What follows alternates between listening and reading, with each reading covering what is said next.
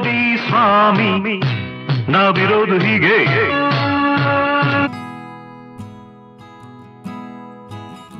Hi, ಎಲ್ಲರಿಗೂ ನಮಸ್ಕಾರ. ಎಲ್ಲರೂ ಹೇಗಿದ್ದೀರಾ? ಎಲ್ಲರೂ ಚೆನ್ನಾಗಿದ್ದೀರಾ ಅಂತ ಭಾವಿಸ್ತಾ ನನ್ನ ವ್ಲಾಗ್ನ ಶುರು ಮಾಡ್ತಾ ಇದ್ದೀನಿ. ದರಿಯಾ ದೌಲತ್ ಬಾಗ್ನ ನೋಡೋದಕ್ಕೆ ಬಂದಿದ್ದೀವಿ. ಇದು ಮೈಸೂರಿನಿಂದ 19 ಕಿಲೋಮೀಟರ್ ದೂರದಲ್ಲಿರುವ ಶ್ರೀರಂಗಪಟ್ಟಣದಲ್ಲಿದೆ. ದರಿಯಾ ದೌಲತ್ ಬಾಗ್ ಈ ಪದದ ಅರ್ಥ ಸಮುದ್ರದ ಸಂಪತ್ತು ಅಂತ ಹೇಳಿ 1959ರಲ್ಲಿ ಈ ಸ್ಥಳವನ್ನು ರಾಷ್ಟ್ರೀಯ ಸ್ಮಾರಕಗಳ ಪಟ್ಟಿಗೆ ಸೇರಿಸಲಾಗಿದೆ. ಅಂದಿನಿಂದ ಈ ಸ್ಥಳವನ್ನು ಸರ್ಕಾರ ನೋಡ್ಕೊಳ್ತಾ ಇದೆ. ದರಿಯಾ ದೌಲತ್ ಬಾಗ್ನ ಟಿಪ್ಪುವಿನ ಬೇಸಿಗೆ ಅರಮನೆ ಅಂತಲೇ ಕರೀತಾರೆ. ಇದು 16ನೇ ಶತಮಾನದಿಂದನೂ ಅಸ್ತಿತ್ವದಲ್ಲಿದೆ. ಇದನ್ನು 5ರಲ್ಲಿ ಪ್ರಾರಂಭಿಸಿದರು ಮತ್ತು 1784ರಲ್ಲಿ ಟಿಪ್ಪು ಸುಲ್ತಾನ್ ಪೂರ್ಣಗೊಳಿಸಿದರು ಅಂತ ಹೇಳಲಾಗುತ್ತೆ. ಇದು ಕಾವೇರಿ ನದಿಯ ದಡದಲ್ಲಿದೆ. ಇಲ್ಲಿ ದರಿಯಾ ದೌಲತ್ ಬಾಗ್ನ ಮ್ಯಾಪನ್ನು ಹಾಕಿದ್ದಾರೆ. ಎರಡೂ ಕಡೆ ಕಾವೇರಿಯ ನೀರು ಹರಿಯುತ್ತದೆ. ಮಧ್ಯದಲ್ಲಿ ಈ ದರಿಯಾ ದೌಲತ್ ಬಾಗ್ ಇದೆ. ಸಬ್ಸ್ಕ್ರೈಬ್ ಮಾಡ್ಕೊಂಡು ನೋಡಿ, ಪಕ್ಕದಲ್ಲಿರುವ ಬೆಲ್ ಐಕಾನ್ ಅನ್ನು ಪ್ರೆಸ್ ಮಾಡಿ. ನಾನು ಮಾಡೋ ಎಲ್ಲ ವಿಡಿಯೋ ನೋಟಿಫಿಕೇಶನ್ ನಿಮಗೆ ಬರುತ್ತೆ.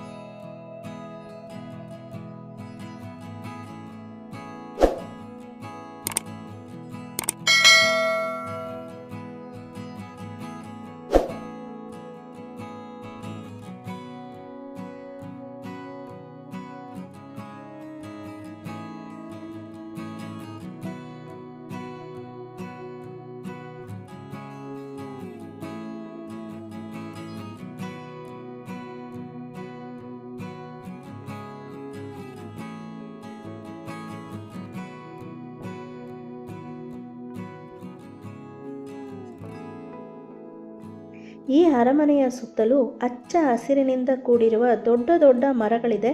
ಹೆಚ್ಚಾಗಿ ಮಾವಿನ ಮರಗಳನ್ನು ನಾವಿಲ್ಲಿ ಕಾಣ್ಬೋದು. ಹಾಗೆ ಈ ಪ್ರದೇಶದಲ್ಲಿ ಸುಮಾರು ನವಿಲುಗಳ ಧ್ವನಿಯನ್ನು ಕೇಳ್ತಾ ಇದ್ವಿ.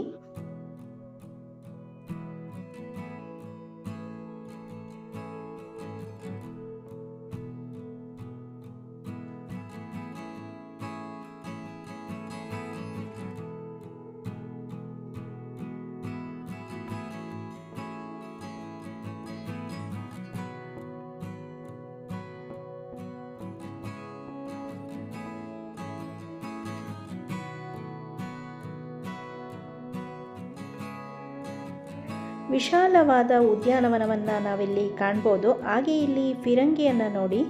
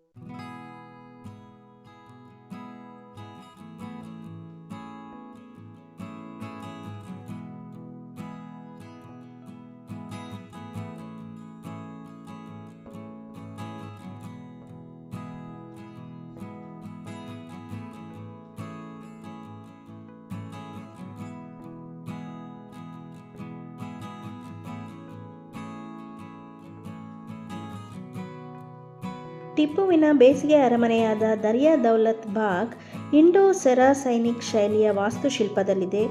ಸಂಪೂರ್ಣ ಅರಮನೆಯನ್ನು ತೇಗದ ಮರದಿಂದ ನಿರ್ಮಿಸಲಾಗಿದೆ. ಸುಂದರವಾದ ಸ್ಮಾರಕ ಅಂತ ಹೇಳಿದರೆ ತಪ್ಪಾಗಲಾರದು.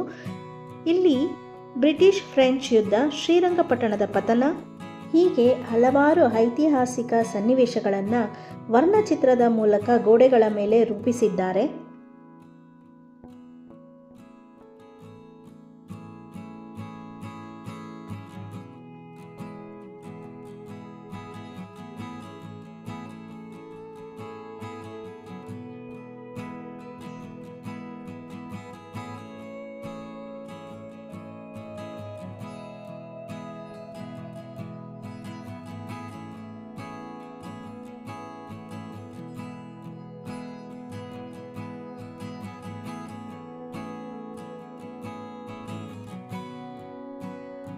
ವರ್ಣಚಿತ್ರಗಳ ಕೆಳಗೆ ಅದರ ಮಾಹಿತಿಯನ್ನು ಸಂಪೂರ್ಣವಾಗಿ ನೀಡಿದ್ದಾರೆ.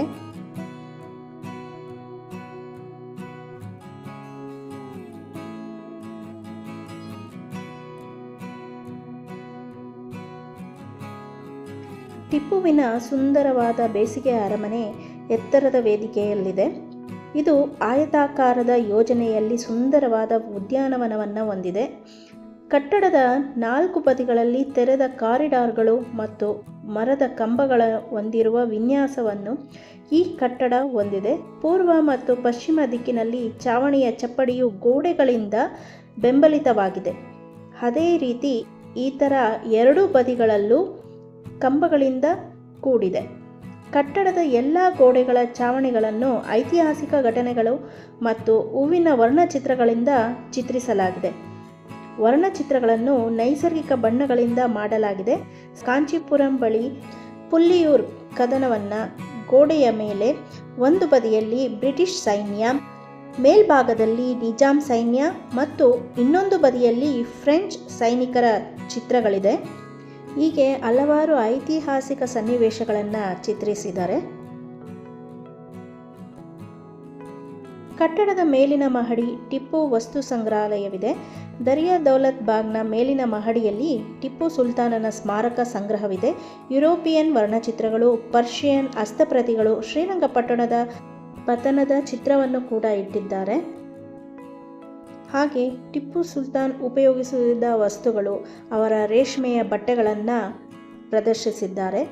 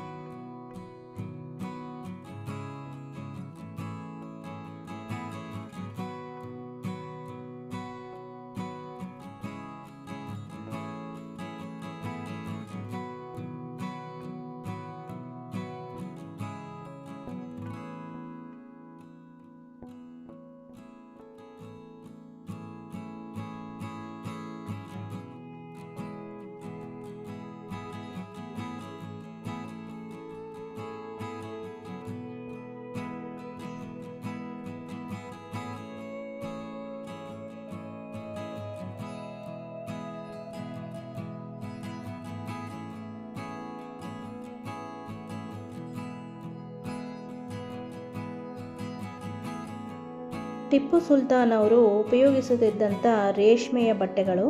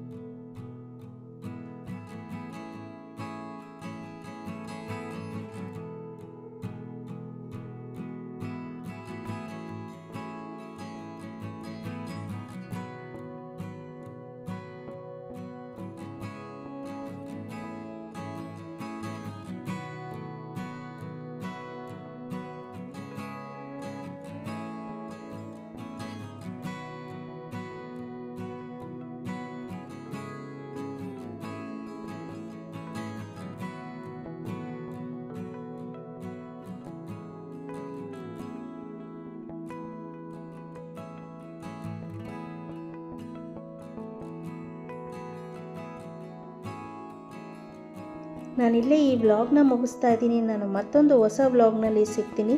ಈ ವಿಡಿಯೋ ನಿಮಗೆ ಇಷ್ಟ ಆಗಿದರೆ ದಯವಿಟ್ಟು ಲೈಕ್, ಶೇರ್, ಕಮೆಂಟ್ ಮಾಡಿ, ಹಾಗೆ ಸಬ್ಸ್ಕ್ರೈಬ್ ಮಾಡೋದನ್ನು ಮರಿಬೇಡಿ. ಧನ್ಯವಾದಗಳು.